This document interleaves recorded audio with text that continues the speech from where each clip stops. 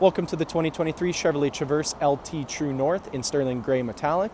This SUV is powered by a 3.6-liter V6, bolted up to a 9-speed automatic transmission. Taking a look inside the Traverse, starting on your left-hand side, we have the controls for power folding and adjustable mirrors, automatic headlights, leather-wrapped heated steering wheel, 8-inch touchscreen complete with Android Auto, Apple CarPlay, and navigation, push-to-start ignition, dual-zone climate control.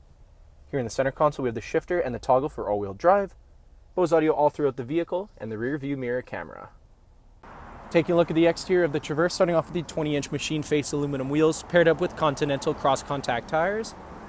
Moving right along, paint match door handles, Traverse badge on the doors, paint match mirror with the LED turn signal. Around the front of the vehicle, black doe bow tie in the center of the chrome grille, LED daytime running lights and headlights.